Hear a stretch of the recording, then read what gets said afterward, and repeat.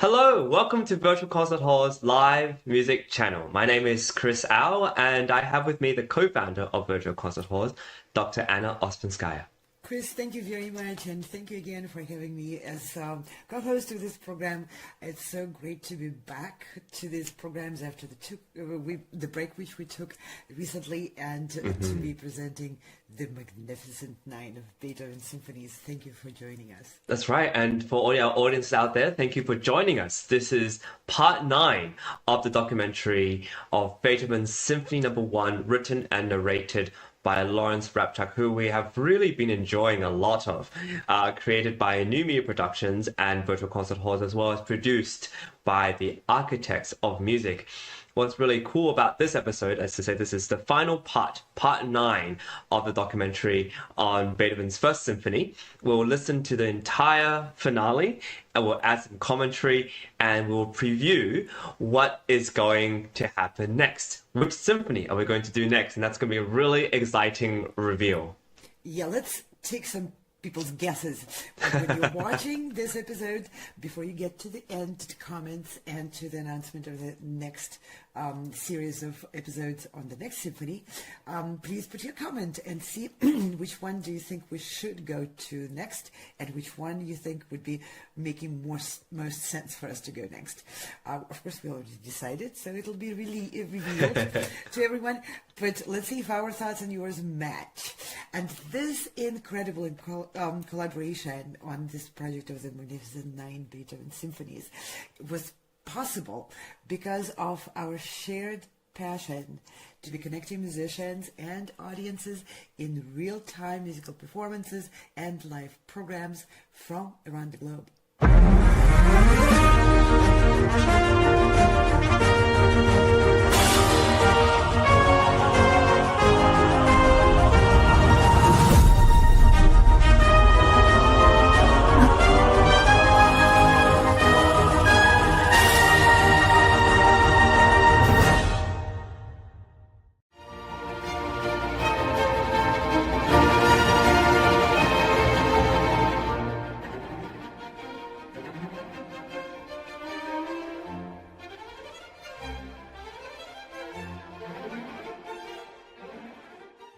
Here now is the entire finale of Beethoven's Symphony No. 1.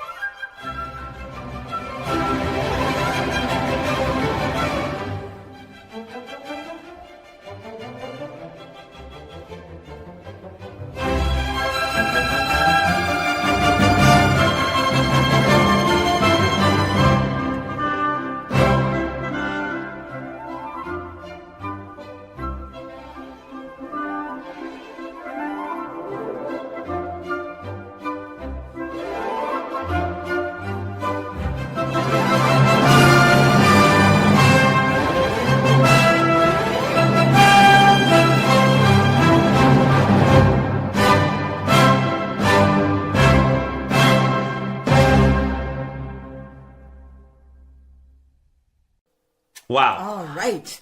that's now we had amazing. the gift of the entire last movement of that symphony. And I don't know how you felt. To me, it felt like it went zoom. Yeah, absolutely. It's a.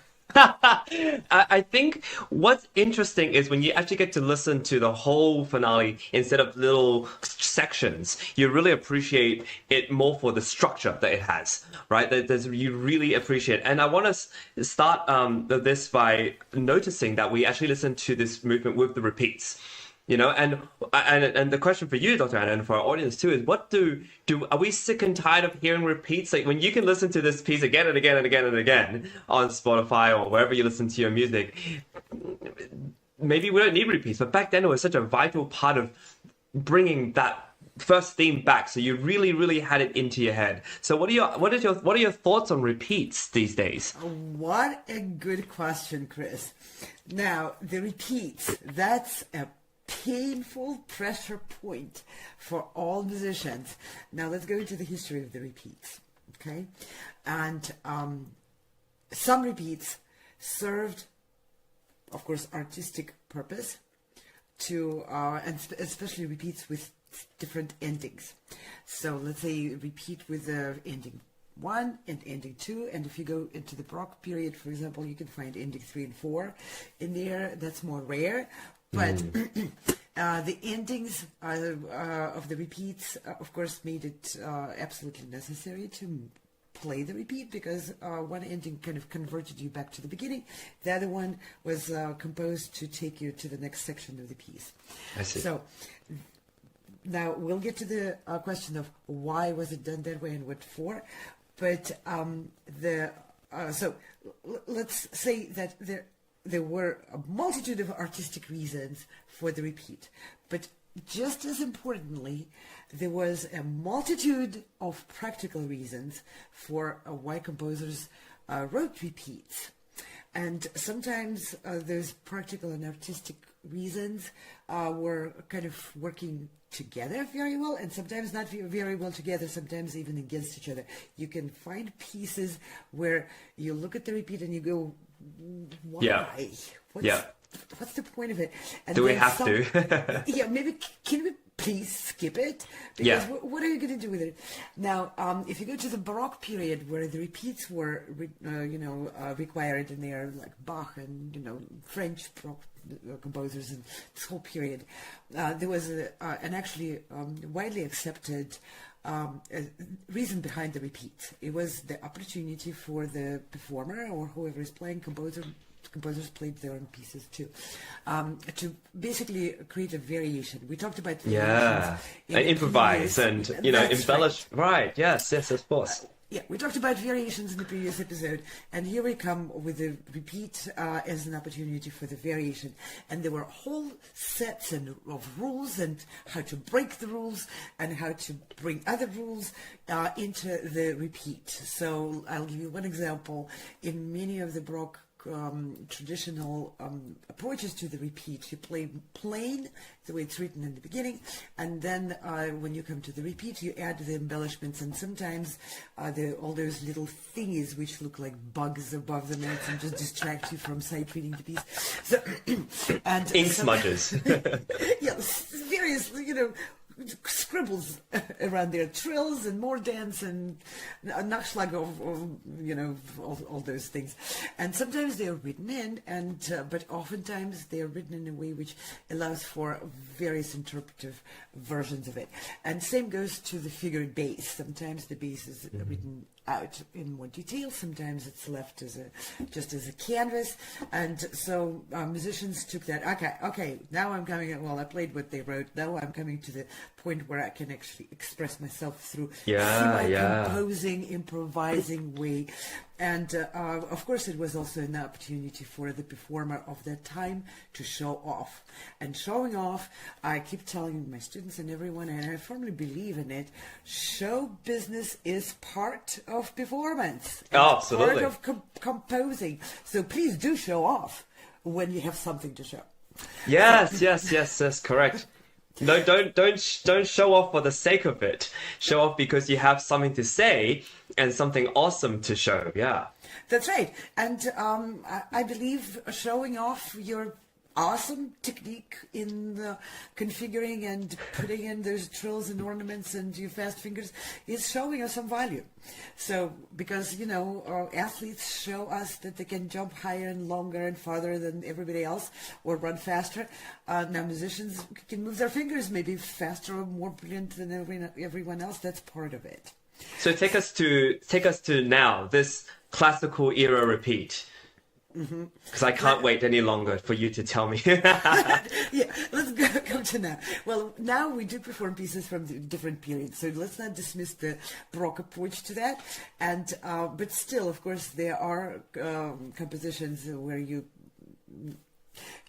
wouldn't be expected to change what the composer wrote to such a wild degree as adding ornaments all over the place in Sonata Beethoven.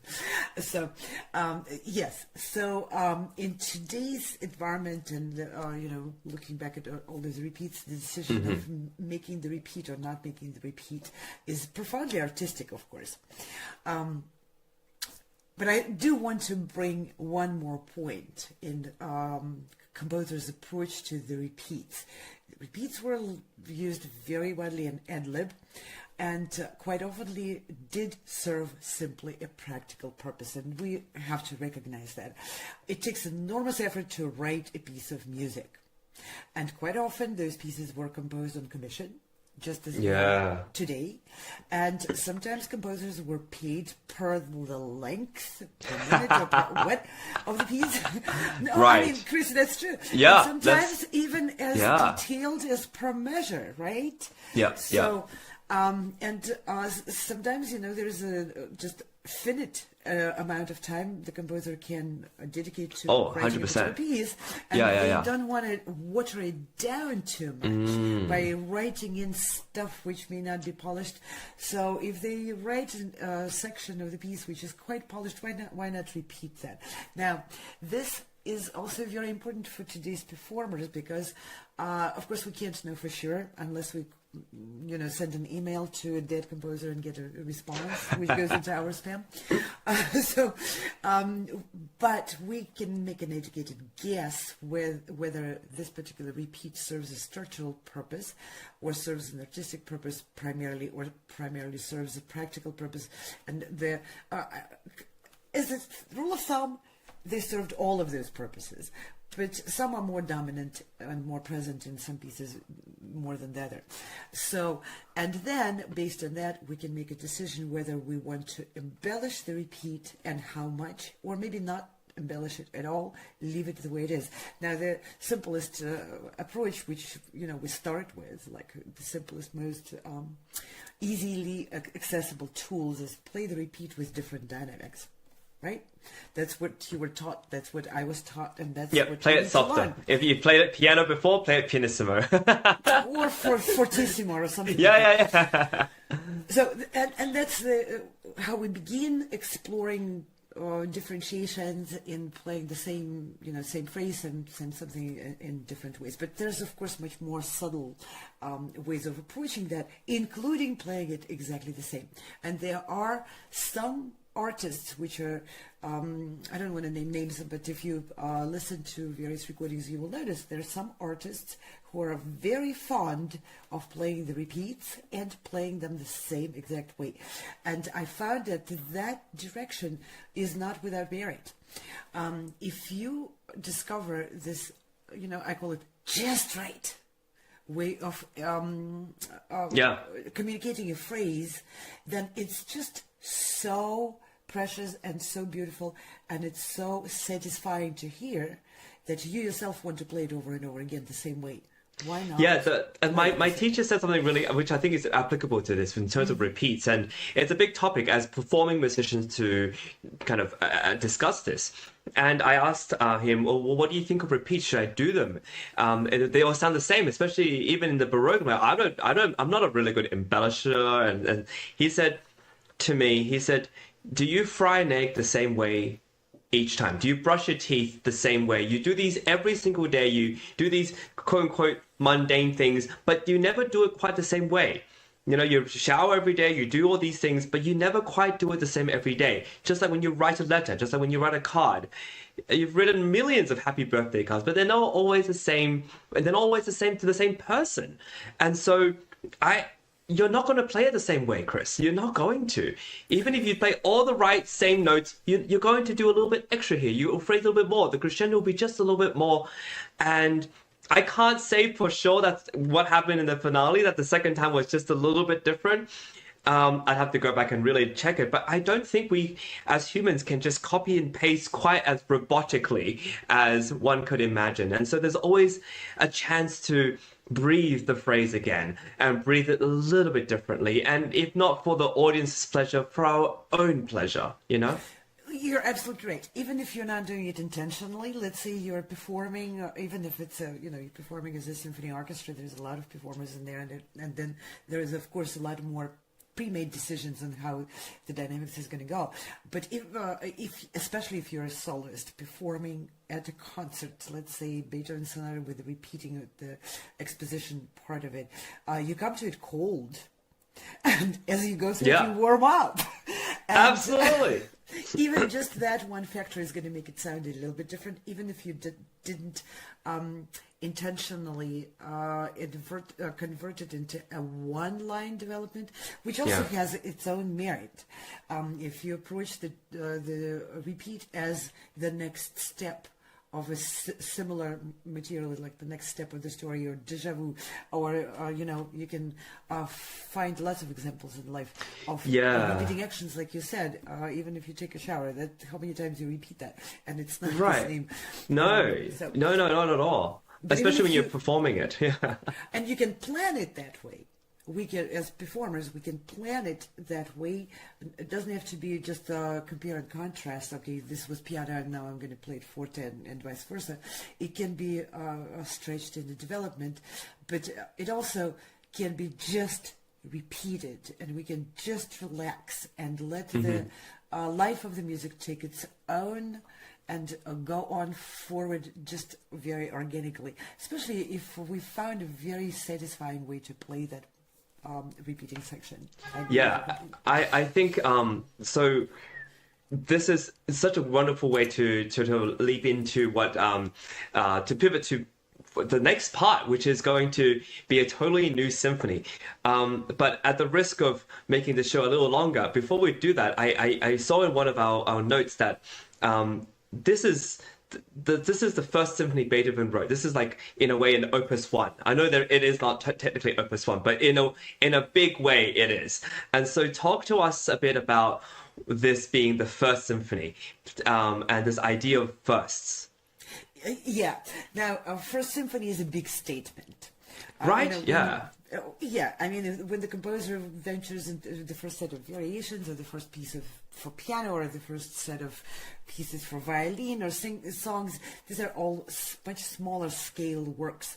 And even nowadays, symphony is a very big composition, which the audience and fans are looking forward to hear from the composer. But in Beethoven's time, composing a symphony could be compared to today's time composing music for the big screen film.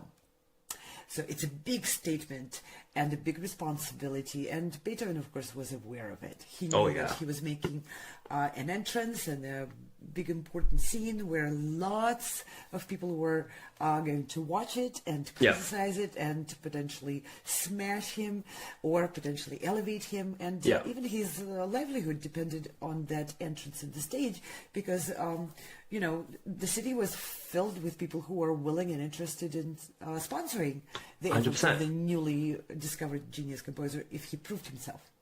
So that proving himself, of course, was on Beethoven's mind. He was not, completely out of this world person who had no idea what's going on around him. He was aware of what's surrounding him. Yes. So, therefore, the first symphony for him and for many other composers, and I'll bring up a few other examples down the road, is a big, important, responsible move.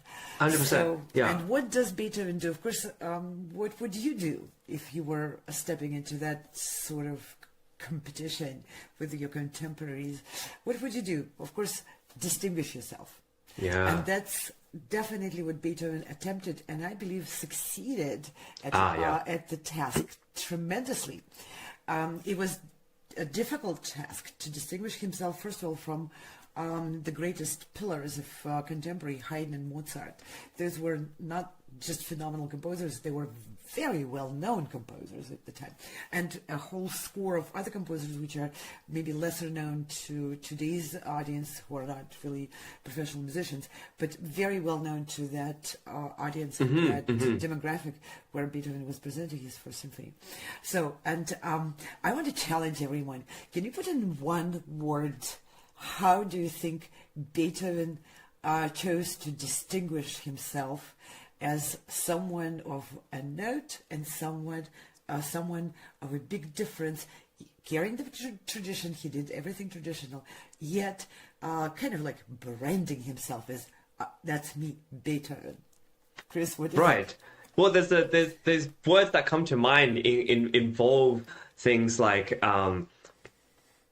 it's sort of like rising up from the ground, this rebirth of genius, or this genesis almost, especially because we know how big his amount of work would be. His oeuvre is incredible. So the words that come to mind involve something of like an appearance, a birth, a rebirth, and I'll just leave it there for now. And I want to hear what people want to say, because it's a really interesting. Just find one word to describe what the symphony means for him, for Beethoven, and for our entire sort of understanding of Beethoven's music. Now, I think it's time for us also. I want to before we go, I want to encourage everyone to put in the comments your word. Try to express in one word what made Beethoven's first symphony enter the stage.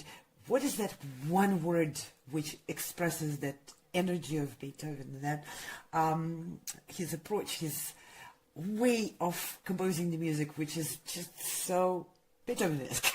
Yeah. I have one word. Chris, should I reveal mine? Oh, Because, of course, I why came to not? the question with the answer.